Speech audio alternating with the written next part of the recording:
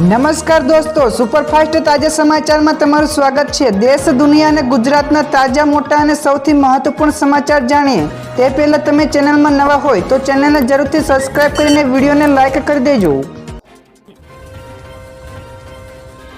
સૌથી પહેલા દોસ્તો આપણે વાત કરીએ તો અમેરિકા જવાની રાહ જોતા ભારતીયો માટે સારા સમાચાર। અમેરિકા જવાની રાહ જોતા ભારતીયોને હવે જલ્દી વિઝા મળશે। તો મળતી માહિતી અનુસાર ભારતે અમેરિકાથી વિઝા મેળવવામાં સ્થાનિક વ્યવસાયને થતી સમસ્યાઓ અંગે ટ્રેડ પોલિસે ફોરમની બેઠકમાં ચિંતા વ્યક્ત કરી છે। તો સાથે જ ઉદ્યોગપતિ અને રોકાણકારો માટે વિઝા આપવાની પ્રક્રિયા ઝડપી બનાવવાની માંગ કરી છે। ભારતે યુએસને કહ્યું છે કે તેઓ E1 અને E2 વિઝા માટે ભારતને સ્વીકૃત સંધિ દેશમાં સામેલ કરે। બીજા સૌથી મોટા સમાચાર, ચીન અને પાકિસ્તાનની હવે ખેર નહીં, જોરાવર તૈયાર થયું। ભારતીય સરહદો ઉપર નજર રાખતા દુશ્મન દેશ પાકિસ્તાન અને ચીનની હવે ખેર નહીં। તો DRDOએ લાઇટ ટેન્ક જોરાવરને વિકસાવી છે। તો જોરાવરને આ એપ્રિલમાં ભારતીય સેનામાં સોંપવામાં આવી શકે છે। તો આ લાઇટ ટેન્કનું પરીક્ષણ રણ અને ઊંચાઈવાળા વિસ્તારમાં 100 કિલોમીટર કરતાં વધુ ડ્રાઈવ કરીને કરવામાં આવ્યું છે। તો જર્મની તરફથી એન્જિન સપ્લાયમાં વિલંબના કારણે ડિસેમ્બરમાં જોરાવરને સેનામાં સોંપી શકાયું નહીં, તેથી આવનારા સમયમાં સેનામાં સોંપવામાં આવશે। આગળ વધુ એક સૌથી મોટા સમાચાર, રાહુલ ગાંધીની ભારત જોડો ન્યાયયાત્રા ગઈકાલે શુભારંભ થયો। રાહુલ ગાંધીની ભારત જોડો ન્યાયયાત્રાનો ગઈકાલે બપોરે 12 કલાકે મણિપુરના ખોંગજોમ વોર મેમોરિયલથી શરૂ થયો હતો। તો કોંગ્રેસ અધ્યક્ષ મલ્લિકાર્જુન ખડગે યાત્રાને લીલી ઝંડી આપી હતી।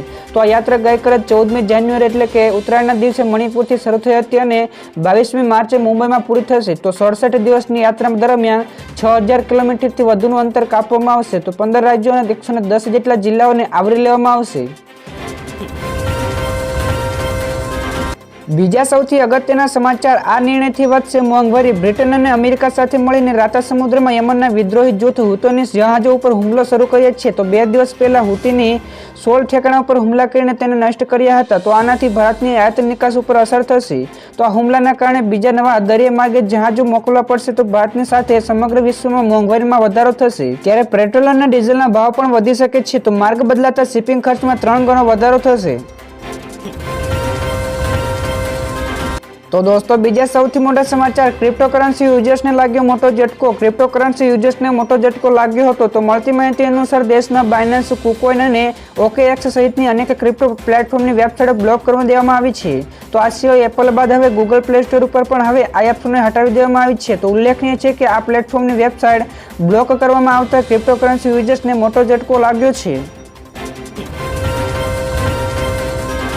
તો દોસ્તો બીજા સૌથી મહત્વપૂર્ણ સમાચાર, ગુજરાતમાં ₹40,000 કરોડના રોકાણ સાથે 6 ગીગાવોટના હાઇબ્રિડ વિન્ડ સોલર પ્રોજેક્ટ વિકસાવાશે। તો અવાડા ગ્રુપ ભારતની અગ્રણી સંકલિત ઉર્જા પ્લેટફોર્મ ગુજરાત સરકારની સાથે એક MOU સાઇન કર્યા છે। તો આ વ્યૂહાત્મક જોડાણનો હેતુ ગુજરાતમાં લગભગ ₹40,000 કરોડના રોકાણની સાથે 6 મેગાવોટ એટલે કે 6 ગીગાવોટનો સમાવિષ્ટ હાઇબ્રિડ વિન્ડ સોલર પ્રોજેક્ટને સ્થાપવાનો છે, જે હરિયાળા ભવિષ્યના તરફના પ્રવાસની એક અગ્રણી ક્ષણ છે।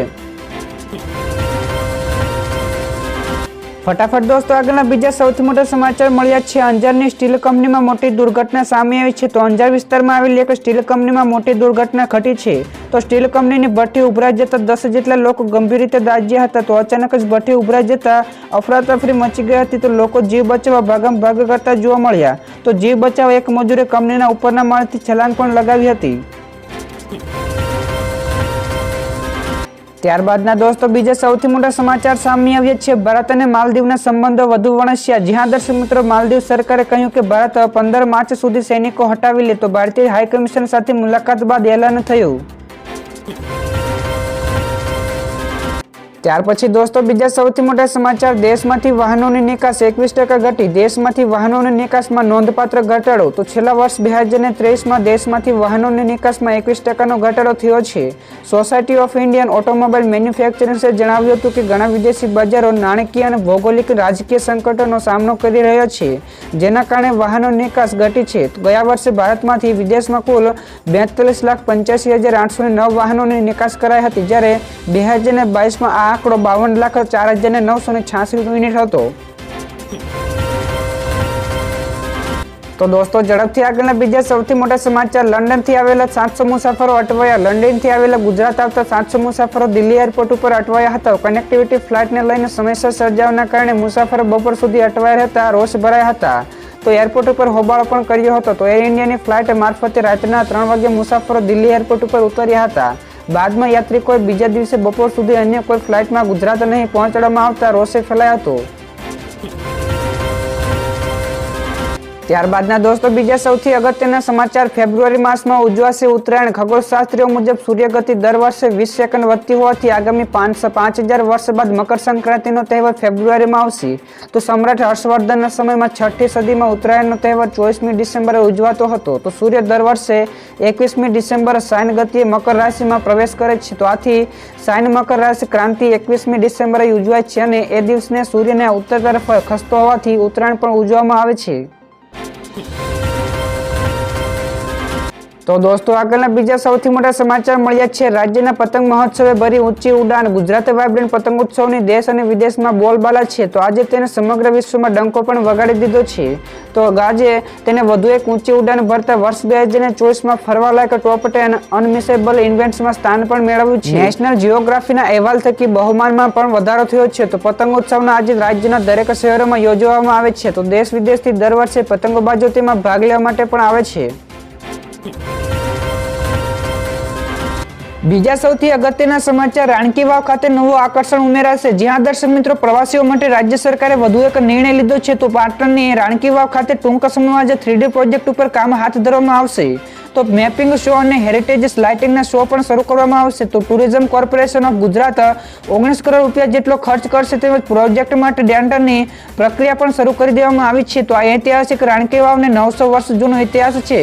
તો અહીંના સ્તંભો તેમજ દિવાલો ઉપર આકર્ષક કલાકૃતિઓ પણ કોતરવામાં આવી છે। તો દોસ્તો બીજા સૌથી મોટા સમાચાર, ભાજપમાં સામેલ થાય તે પહેલા જ કોંગ્રેસના નેતાની હાકલપટ્ટી। રાજકોટ જિલ્લા પંચાયતના વિરોધ પક્ષના નેતા અર્જુન ખાટડિયા ભાજપમાં સામેલ થવાના છે। આ પહેલા જ પ્રદેશ કોંગ્રેસે ખાટડિયા પાસેથી રાજીનામું લીધું છે। તો તેઓ પાસેથી ગઈકાલે 11 વાગ્યાની આસપાસ રાજીનામું લેવામાં આવ્યું હતું। અર્જુન ખાટડિયા 2017 વિધાનસભા ચૂંટણીમાં ગોંડલ સીટ પરથી ચૂંટણી લડ્યા હતા, પણ તેમજ હાર્યા પણ હતા। તો મહત્વનું છે કે તેઓ સહકારી આગેવાન ઘનશ્યામ ખાટડિયાના પુત્ર છે। ત્યારબાદના બીજા સૌથી મોટા સમાચાર મળ્યા છે, ખડગે બની શકે છે ઇન્ડિયા ગઠબંધનના મુખ્ય પ્રમુખ। જી હા દર્શક મિત્રો, ઇન્ડિયા ગઠબંધનની વર્ચ્યુઅલ બેઠકમાં બિહારના સીએમ નીતિશ કુમારે ઇન્ડિયા ગઠબંધનના કન્વીનર બનાવવાની ના પાડી દીધી છે। તો નીતિશ કુમાર કન્વીનર તરીકે લાલુ પ્રસાદનું નામ આપ્યું છે। તો આ દરમિયાન સૂત્રોના જણાવ્યા અનુસાર વિપક્ષી દળોએ ઇન્ડિયા ગઠબંધનના પ્રમુખ પદ માટે મલ્લિકાર્જુન ખડગેનું નામ નક્કી કરી લીધું છે। ત્યારબાદના બીજા સૌથી મહત્વપૂર્ણ સમાચાર મળ્યા છે, સુરતમાં ફ્લાયઓવર બ્રિજ 2 દિવસ માટે 2 વ્હીલર્સ માટે બંધ કરવામાં આવ્યો છે। જ્યાં દર્શક મિત્રો ગઈકાલે અને આજે મકર સંક્રાંતિના પર્વને લઈને સુરત મ્યુનિસિપલ કોર્પોરેશને મહત્વનો નિર્ણય લીધો છે। તો તારીખ 14 અને 15 જાન્યુઆરી એમ 2 દિવસ ફ્લાયઓવર બ્રિજ 2 વ્હીલર્સો માટે અવરજવર ઉપર પ્રતિબંધ રહેશે। તો દોરીના કારણે ગળું કપાઈ જવાની બનતી ઘટનાઓને લઈને આ નિર્ણય લેવામાં આવ્યો છે। તો સુરત પોલીસે આ માટેનું જાહેરનામું પણ બહાર પાડ્યું છે। તો આપણા મતે એસએમસી એટલે કે સુરત મ્યુનિસિપલ કોર્પોરેશને લીધેલા આ નિર્ણય કેટલો યોગ્ય છે તેના ઉપર કોમેન્ટ કરીને અમને જરૂરથી જણાવજો। તો ફટાફટ દોસ્તો આગળના બીજા સૌથી મોટા સમાચાર મળ્યા છે, ગોપાલ ઇટાલિયાનો બીજેપી સરકાર ઉપર આકરા પ્રહારો। આમ આદમી પાર્ટીના નેતા ગોપાલ ઇટાલિયાએ ટ્વીટ કરીને ભાજપ સરકારની જાહેરાતોના ખર્ચને લઈને સરકાર ઉપર આકરા પ્રહારો કર્યા હતા। તેમના જણાવ્યા અનુસાર તેમણે કહ્યું કે જનતા પૂછે છે કે માત્ર ભાજપના પ્રવક્તા અને ભાજપના નેતાઓ અને ભાજપની વાહવાહી કરતા સમાચાર ટીવી અને છાપામાં કેમ આવે છે। જોકે એક નેતાના સવાલ ઉપર બીજેપીએ વિધાનસભામાં કેટલો ખર્ચ થાય છે તેના જવાબ પણ રજૂ કર્યો હતો। ત્યારે વર્ષ 2022 અને 23માં જાહેર ખબરોના અંદાજિત ખર્ચ 30 કરોડ રૂપિયા જેટલો થયો હતો। ત્યારબાદના દોસ્તો બીજા સૌથી અગત્યના સમાચાર, મોંઘવારી વચ્ચે સરકાર ચૂંટણીમાં વ્યસ્ત છે। ગુજરાત કોંગ્રેસે ટ્વિટર ઉપર અખબારી તસવીરો પોસ્ટ કરીને લખ્યું કે મધ્યમ વર્ગમાં મોંઘવારીને લીધે ત્રસ્ત છે, તો સરકાર પણ ચૂંટણીની તૈયારીઓમાં વ્યસ્ત છે। તો ખાદ્ય વસ્તુઓના ભાવમાં વધારાના કારણે છૂટક ફુગાવો 4 મહિનાની ટોચે પહોંચી ગયો છે। તો ડિસેમ્બરમાં છૂટક મોંઘવારીનો દર 5.69% હતો। જો સીપીઆઈ ઉપર આધારિત ફુગાવો નવેમ્બર માસમાં 2023માં 5.55% આધારિત હતો, તો બીજી તરફ ડિસેમ્બર 2022માં તે 5.72% હતો। તો નવેમ્બર 2023માં ઔદ્યોગિક ઉત્પાદનમાં દર 2.4% રહ્યો હતો। તો દોસ્તો ઝડપથી આગળના બીજા સૌથી મહત્વપૂર્ણ સમાચાર ગુજરાતનું ગ્રીન હાઇડ્રોજન મિશન. ગુજરાતના મુખ્યમંત્રી ભૂપેન્દ્ર પટેલે જણાવ્યું હતું કે ગુજરાતમાં થયેલા કુલ એમઓયુમાંથી 50% એમઓયુ ગ્રીન એનર્જી માટે જ થયા છે. તો ગુજરાતમાં 2030 સુધીમાં 30 લાખ ટન ગ્રીન હાઇડ્રોજન પેદા કરવાનો લક્ષ્યાંક નક્કી કરવામાં આવ્યું છે. તેમજ કેન્દ્ર સરકારનું 50 લાખ ટન ગ્રીન હાઇડ્રોજન પેદા કરવાનો ટાર્ગેટ છે. તેમાં 60% ફાળો એટલે કે 30 લાખ ટન ગ્રીન હાઇડ્રોજન પેદા કરીને ગુજરાતનો મોટો ફાળો આપશે. ત્યારબાદ દોસ્તો બીજા સૌથી મોટા સમાચાર સામે આવ્યા. 22 તારીખે હીરા બજાર રહેશે બંધ. 22મી જાન્યુઆરી અયોધ્યામાં ભવ્ય રામ મંદિર મહોત્સવ ઉજવાઈ રહ્યો છે. તો અયોધ્યામાં 500 વર્ષ બાદ ભગવાન રામ પોતાની જન્મભૂમિમાં પરત ફરી રહ્યા છે. ત્યારે પ્રાણ પ્રતિષ્ઠાના આ મહોત્સવને લઈને સમર્થન આપવા સુરતનું હીરા બજાર પણ આગળ આવ્યું છે. તો આગામી 22મી જાન્યુઆરીએ સુરતના હીરા બજારે સંપૂર્ણપણે બંધ રાખવાની અને પાળવાની જાહેરાત કરી છે. તો રામ મંદિર પ્રાણ પ્રતિષ્ઠા મહોત્સવના દિવસે સુરતમાં હીરા બજારનું કામકાજ સંપૂર્ણપણે બંધ રહેશે.